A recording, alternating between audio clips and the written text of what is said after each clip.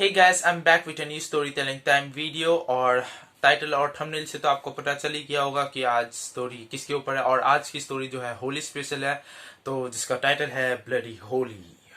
और हाँ, शुरू करने से पहले मैं ये जरूर बता देता हूँ आपको कि ये जो स्टोरी है बिल्कुल फ्रिक्शनल है, इसका वास्तविकता से कोई संबंध नहीं है, ठीक है। और स्टोरी शुरू करने से पहले आपसे एक रिक्वेस्ट भी है साथ में कि यार वीडियो को प्लीज लाइक कर देना। आप लाइक नहीं करते हो यार। और फ्रेंड्स एंड फैमिली मेंबर्स के साथ आप ये वीडियो शेयर भी कर देना। और अगर आप चैनल में नए हो तो कर देना यार सब्सक्राइब, पता ही है ना। चैनल को सब्सक्राइब कर देना, पास में बेल आइकन होगा उसे दबा देना और साथ में ऑल के ऑप्शन पे क्लिक कर देना, जिससे ये होगा कि जब भी मेरी कोई नई वीडियो आएगी तो आपको पता चल जाएगा कि मेरी कोई नई वीडियो आई है, जिससे कि आप देख पाओगे, है ना। तो बढ़ते हैं फिर आज की स्टोरी की तरफ बिना टाइम वेस्ट किए। तो आज की जो स्टोरी है वो सेट है ईयर 2010 में। और ये एक लड़के के ऊपर है जिसे होली फेस्टिवल बहुत ज्यादा पसंद है, जिसका नाम राहुल है।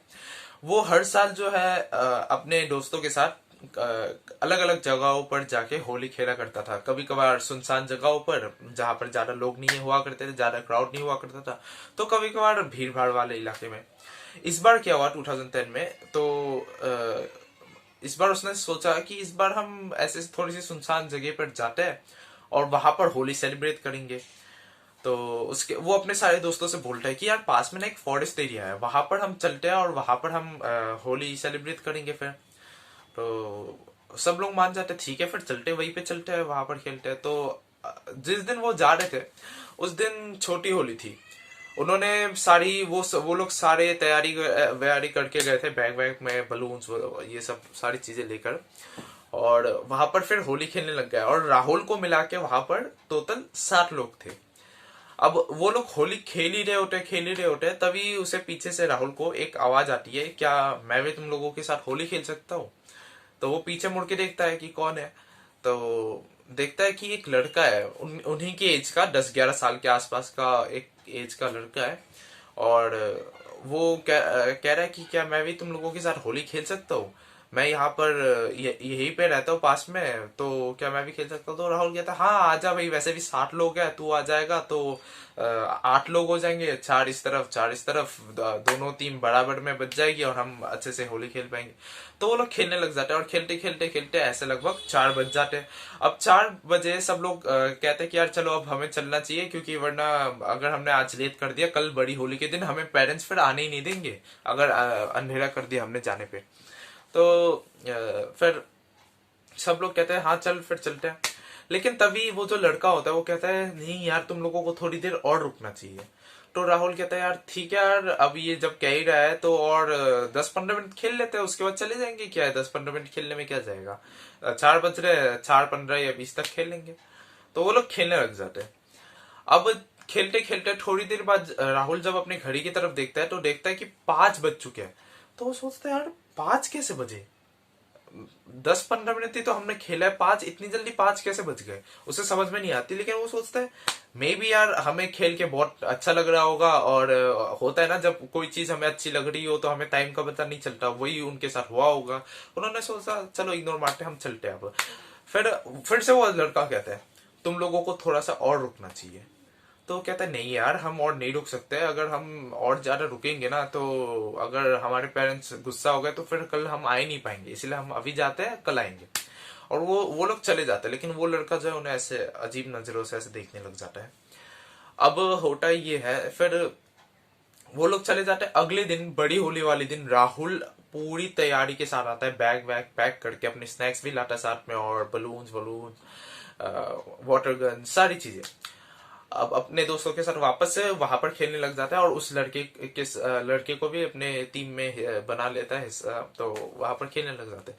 अब खेलते खेलते लगभग दोपहर के 1 बज रहे थे और सभी के घरों से कॉल आता है कि घर आ जाओ तुम लोग, अब हो गया है टाइम और लंच का टाइम भी हो गया है, तो आ जाओ अब घर। अब अब आप लोग ये सोच रहे होंगे कि यार छोटे छोटे बच्चों को, 10-11 साल के बच्चों को फोन दे दिया। देखो यार सबसे पहली बात तो ये है कि ये बात है 2010 की और उस वक्त इतने स्मार्टफोन्स नहीं हुआ करते थे। और दूसरी बात ये फॉरेस्ट एरिया में वो लोग जा रहे थे, इसलिए उन्हें एक छोटा सा कीपैड वाला फोन दे दिया था ताकि वो कांटेक्ट में रह सके अगर कोई भी प्रॉब्लम हो। तो फिर सारे बच्चे चले जाते हैं, लेकिन राहुल को ऐसा कोई कॉल नहीं आता उनके पेरेंट्स की तरफ से, तो वो खेलता रहता है और वो बोलता है ठीक है भाई तुम लोग जाओ, कोई दिक्कत नहीं, मैं अपने दोस्त के साथ खेलता रहूंगा यहाँ पर जो है। तो वहां पर लेकिन खेलने से पहले वो एक बार अपने पेरेंट्स को भी कॉल करता है राहुल, और बोलता है कि मैं क्या घर आ जाऊं अभी या नहीं ना आऊं।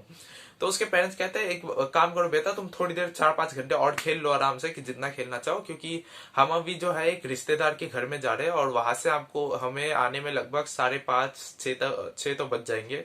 इसलिए तुम आराम से अभी होली खेलो, तो उसके बाद हम सब मिलके रात को आराम से सीधा डिनर ही कर लेंगे। तो कहता है ठीक है। अब वो अपने दोस्त के साथ खेलने लग जाता है धीरे धीरे, लगभग दोपहर के 3 बज रहे होते हैं। अब वो दोनों ही थक जाते हैं और वहां पर जो लड़का होता है वो कहता है कि राहुल यार थोड़ा सा हम जंगल के अंदर चलते हैं, वहां पर बैठने की जगह वगैरह भी है, तो वहां पर चलेंगे, तो वहां पर आराम से बात करेंगे हम। तो राहुल मान जाता है और वहां पर उसके साथ जाके बैठ जाता है। अब बातें करते रहते हैं ऐसे ही हंसी मजाक वाले, और बातों बातों में जो वो लड़का होता है राहुल को ये कहता है, राहुल क्या तुझे ये पता है इस जंगल में एक आदमी की आत्मा घूमती है। तो राहुल पहले तो वो थोड़ा सा डर जाता है, लेकिन वो शो नहीं करता कि वो डर रहा है। एक्चुअली वो ये दिखाना चाहता था कि मैं कितना ब्रेव हूँ, मैं इन सब चीजों पे बिलीव नहीं करता है ना। और तो वो बोलता है यार क्या क्या बात कर रहा है, मैं इन सब चीजों पे बिलीव नहीं करता, ऐसी ये भी चीजें हो सकती है, मैंने तो आज तक आत्माओं को देखा नहीं। तो कहता है तू देखना चाहेगा आत्माओं को। तो राहुल बोलता हाँ दिखा दे, मैं नहीं डरता भाई इन सब चीजों से, कहा है क्या है। तो वो बोलता है चल फिर जंगल में थोड़ा सा और अंदर चलेंगे। तो वहां पर एक कब्रिस्तान है, वहां पर माना जाता है कि रात के समय मतलब आत्माएं वहां पर जिंदा हो जाती है और जमीन के अंदर से निकलती है। तो पहले राहुल हंसता है और बोलता है कि यार जमीन के अंदर से निकलती है, ये कोई फिल्म की शूटिंग हो रही है क्या।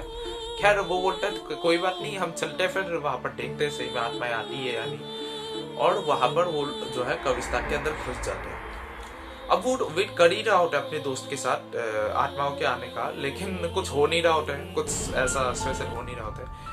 तभी जो है कहीं से पता नहीं जंगल के अंदर से काफी सारे झुंड में कुत्ते आ जाते हैं, लगभग 20-30 कुत्ते आ जाते हैं और पूरे कब्रिस्तान को जो है घेर लेते हैं और राहुल के ऊपर भौंकने लग जाते हैं। उस कब्रिस्तान में उसका दोस्त भी था, लेकिन दोस्त को नहीं भौंकते, राहुल के ऊपर भौंकने लग जाता है अचानक से। तो वो सोचता है यार ये लोग मेरे ऊपर क्यों भौंक रहे हैं। फिर वो अपने दोस्त से पूछता है यार कहीं ये लोग मुझे काट वाट तो नहीं देंगे। तो वो बोलता है नहीं काट नहीं देंगे, ये तो बस ऐसे ही करते रहते हैं। लेकिन वो उससे राहुल को एक बात काफी ज्यादा स्ट्रेंज लगती है कि कब्रिस्तान का गेट खुला हुआ है, ये कुत्ते चाहते तो ये लोग अंदर आ सकते थे, मेरा पीछा कर सकते थे, मुझे काट सकते थे, लेकिन ये ऐसा कुछ नहीं कर रहे, बाहर से भौंक रहे हैं, ऐसा क्यों है।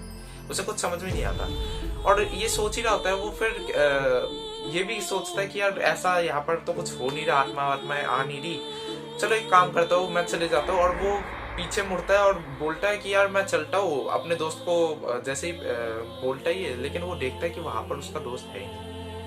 उसके जगह एक लड़का खड़ा हुआ है लगभग 25-30 साल के आसपास का, और वो उसका जो उसका स्टमक बिल्कुल पूरी तरीके से आप समझ सकते हो, और उसके इंटेस्टाइन्स जो है बाहर निकली हुई है और उसके स्टमक के अंदर से बिल्कुल लगातार खून निकल रहा है।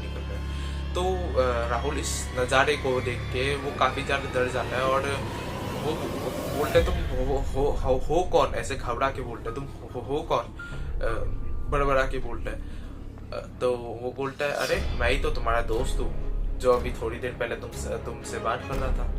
तुम तो आत्माओं पर यकीन नहीं रखते थे, तुम्हें आत्माएं देखने की काफी तुम शौकीन हो, तो देख लो फिर।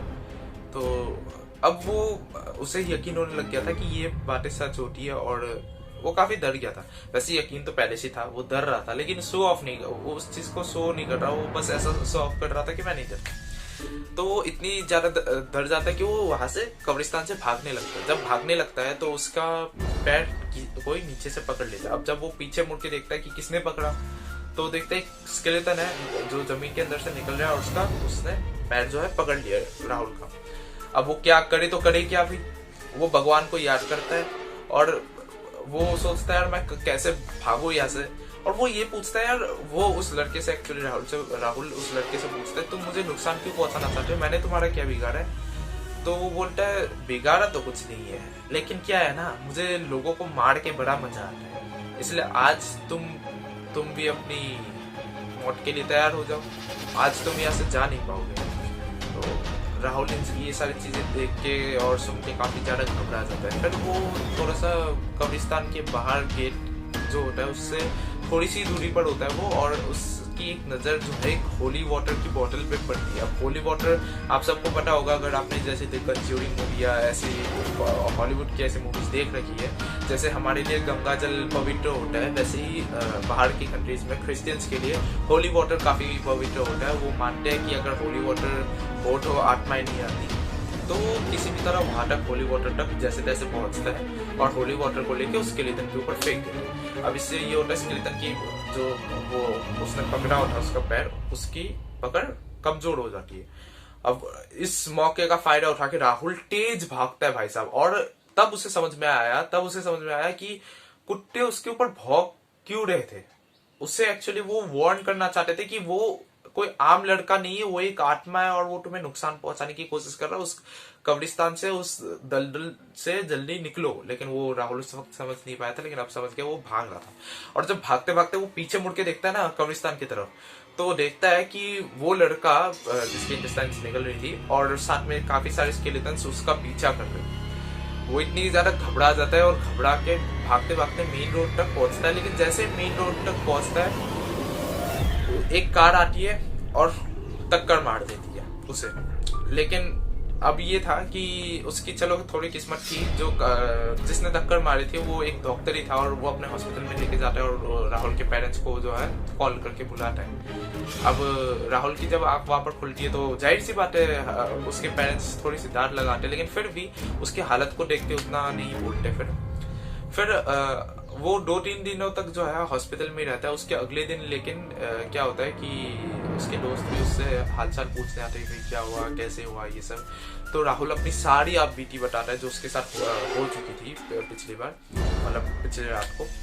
तो वो सारे दोस्त भी डर जाते उसके। और ये बात सुन के जो पास में एक नर्स थी वो कहती है, बेटा अगर तुम उस जंगल में होली खेलने गए थे तो ये तुम्हारी काफी ज्यादा बड़ी गलती थी, क्योंकि वहां पर कोई भी आम इंसान नहीं जाता। जाते हैं तो चर्च के फादर वादर जाते हैं या फिर पंडित वो सब जाते हैं वहां पर, लेकिन आम इंसान नहीं जाता। और उसका रीजन ये है कि काफी सालों पहले जैसे तुम लोग वहां पर होली खेलने गए थे, एक लड़का था वो भी अपने दोस्तों के साथ होली खेलने गया था। उसकी उम्र 25-30 साल की होगी, तो अपने दोस्तों के साथ होली खेलने गया था। लेकिन वहां पर होली खेलते खेलते अपने एक दोस्त के साथ उसका झगड़ा हो गया, जिससे कि झगड़ा होते होते वो इतना बढ़ गया कि जो सामने वाला लड़का था उसने एक चाकू निकाला और उस दोस्त के मतलब पेट में सारी, और रेस्टलेस सबको पता है। फिर उसके इंटेस्टाइन्स निकल गए और वो वहीं पे मर गया।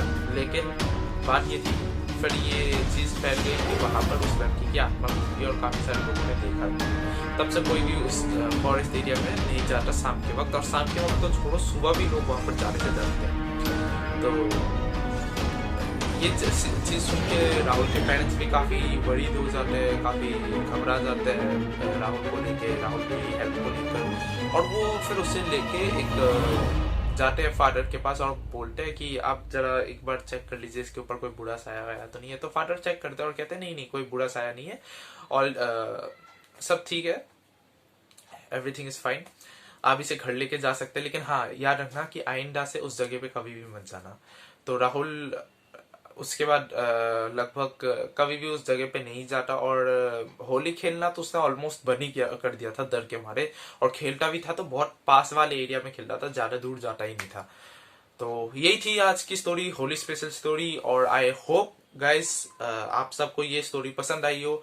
तो मिलेंगे हम जल्दी ही एक नई वीडियो में, ठीक है। और हाँ, वीडियो पसंद आई हो तो प्लीज जरूर से लाइक कर देना, ठीक है।